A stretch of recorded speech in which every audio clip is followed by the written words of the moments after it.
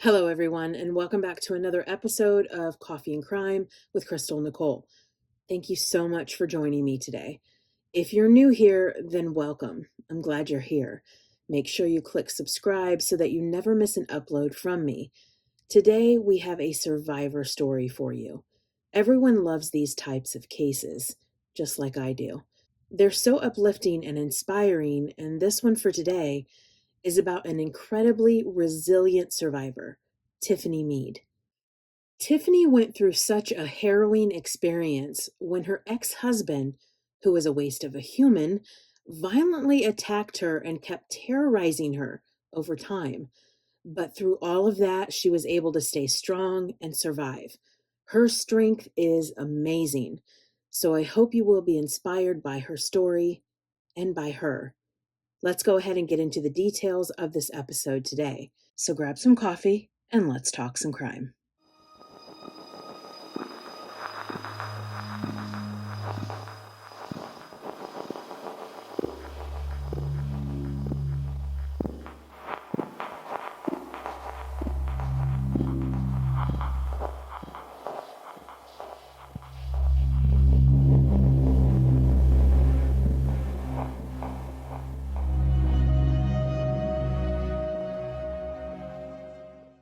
It's 2008, and Tiffany Mead is a senior in high school, living in Davis County, Utah. She would meet 22-year-old Christopher Ertman on a dating app. He was serving in the Army at the time they would meet. This relationship was on the fast track. I mean, very fast. Just 2 weeks into dating, they moved in together. And only 4 weeks after that, they eloped. Then, only a couple months later, Tiffany became pregnant with their first son, Wyatt. And 2 years after that, they would welcome their second son, Noah.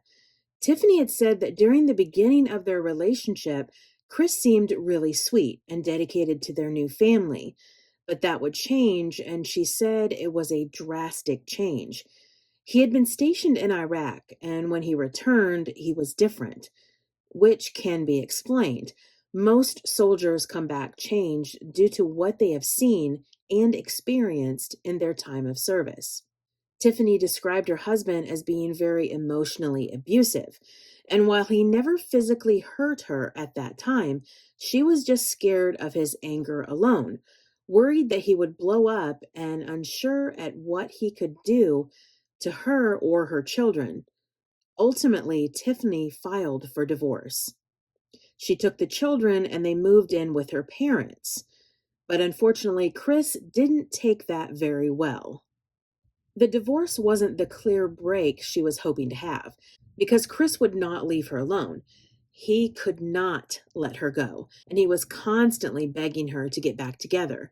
He wasn't being a man, he was just being pathetic. But Tiffany knew it wasn't going to happen.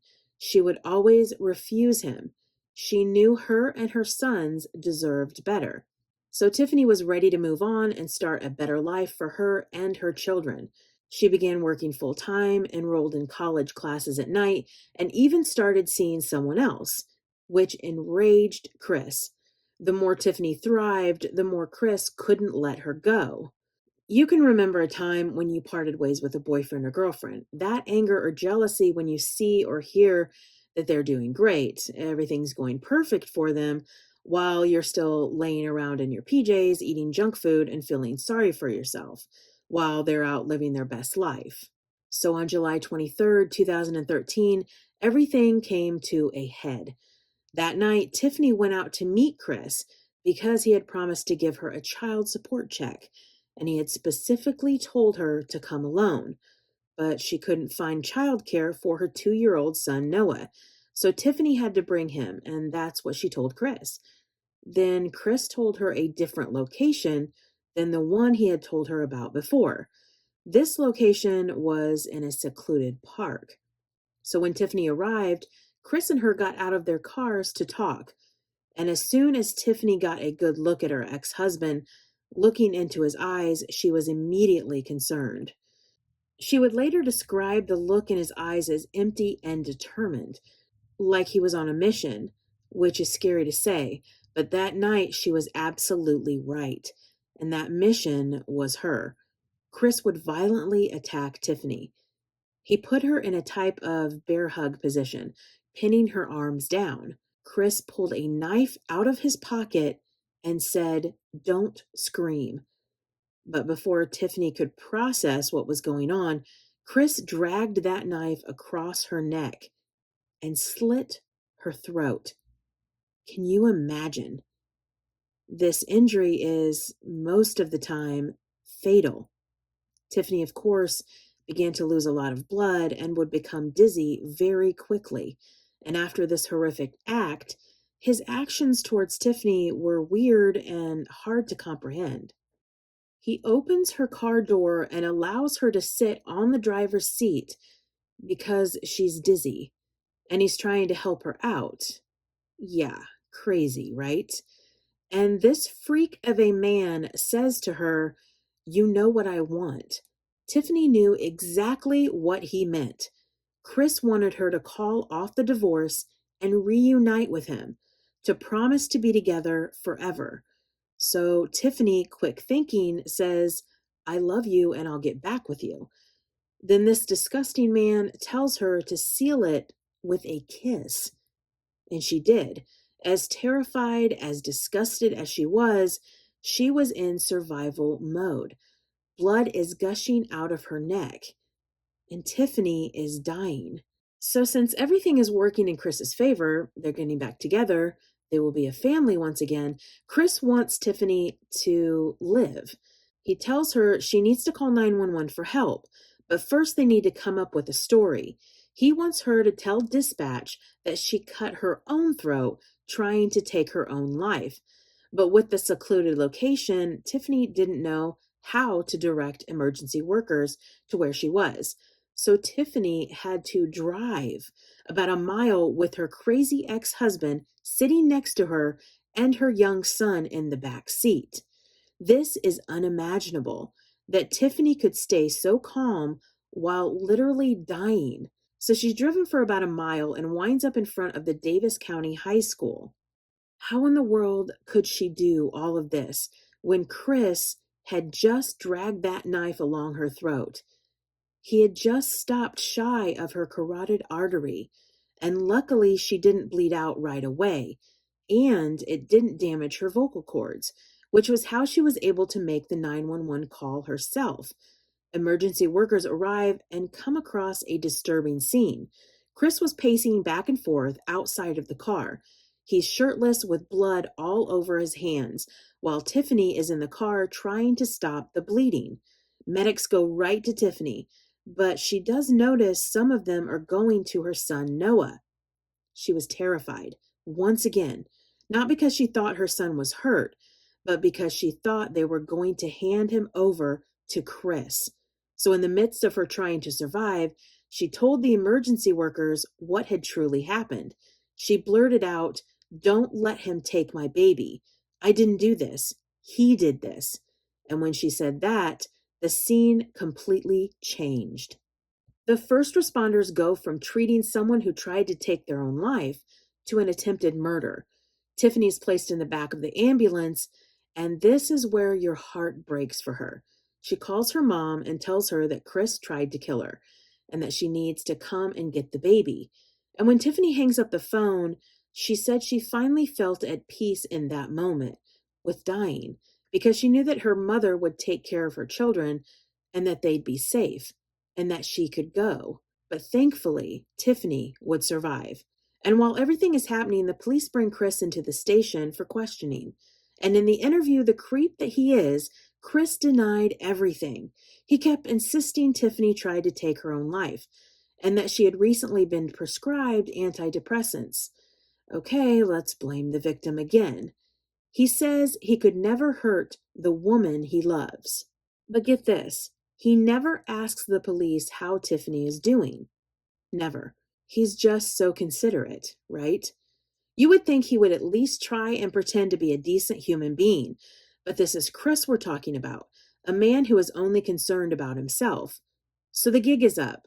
They place him in handcuffs and tell him he is officially being charged with attempted murder. And while the handcuffs are going on, he says, Honestly, I don't care. I'm not giving my rights over to that bitch. Listen, buddy, from that point on, you have no rights. You tried to kill the mother of your children, the woman that you claimed to have loved. The next day, the detectives learned that Tiffany was recovering and was ready to talk more. Tiffany had lost 3.5 liters of blood that night. The human body has around 5 liters of blood, so to lose that amount of blood and still be sitting up, healing, and ready to talk is in itself a miracle. While talking to investigators, Tiffany recounted that horrific night and offers up a new detail. While driving that night from the secluded area to the high school, Chris tossed the knife out of the car window. So, with this new information, they go out in search of this knife, combing the entire area, yet coming up empty handed. Now, you would think with the victim being alive and telling what had happened, it would be an open and shut case, but they needed all the evidence they could get to take this to trial. So, about a month after the attack, the judge receives a random letter. The letter wrote as follows: Matt and Tiff have been planning to kill Chris even while they were married. I'm a good friend of Tiffany, but can't see letting this happen to Chris for his kid's sake. Tiff was going to cut her own throat. Tiff was saying how she got the police to believe her and how good of a liar she was. They have the wrong person in jail. Tiff and Matt have bought hundreds of books at Barnes and Noble's How to Kill. I will remain quiet for now. It was signed by someone named Mary Olson, but of course, when police looked into this letter, they found no one by the name of Mary Olson, and that the return address didn't even exist. And they asked Tiffany about this person, and she didn't know anyone by that name. And of course, this was a fake letter written by Chris. But with no proof, police began listening to every one of Chris's jail calls, which were a lot. They spent 6 months going through all of it. 6 months. And finally, there was one phone call. Chris called his dad and asked him to get in contact with Raymond on Facebook and to tell him that he's still in jail. So investigators look into this Raymond guy. Come to find out, Raymond had just been released from the same jail that Chris was in. They were even in the same cell block. Raymond was brought in and he told the investigators that Chris told him he did try to kill Tiffany by cutting her throat and tried to make it look like she did it. Another bombshell in that interview room was that Chris had asked Raymond if he knew of a hitman who would try to kill Tiffany for $25,000. But they needed more. They asked Raymond to make a jail visit to Chris. Raymond agrees, but nothing came out of that visit. Then a jailhouse informant came forward, and this informant was in the same cell block as Chris. Chris had asked this informant if he knew of someone who would kill Tiffany. So here we go again. But this time, when an undercover cop goes to visit the informant, Chris hands that informant a piece of paper with Tiffany's address on it. This still isn't enough evidence. Chris would have to actually order the hit on Tiffany. He would actually have to say the words. The investigators bring this to Tiffany, and while she's terrified about another possible attempt on her life, she agrees to pose for photos, making it look like the hitman was following her. So the undercover officer brings the photos to Chris to make it seem as real as possible that they are following her. And of course, this works because Chris doesn't think beyond his own ego. He's so self centered. The undercover officer is given the green light by Chris, and they agree on just $5,000. $5,000 to kill Tiffany, the woman he claims to love. And when the undercover officer asks, "How do you want her killed?" Chris just simply replies, "I don't care. Have fun." Have fun? Disgusting. Chris wanted Tiffany to suffer. And eventually, Chris was charged with 2 felony counts of criminal solicitation to commit aggravated murder, 3 felony counts of obstructing justice, and this was on top of the charge of aggravated assault. But of course, Chris pled no contest to all charges. And in turn, the judge sentenced him to 2 terms of 5 years to life in prison. And just a few years ago, Chris's first parole hearing took place, and Tiffany was there. She spoke bravely, saying, "The thing that scares me the most is he will come for my sweet little boys, just because he knows how much I love them. There is no doubt in my mind he will come for me, and he will finish what he started.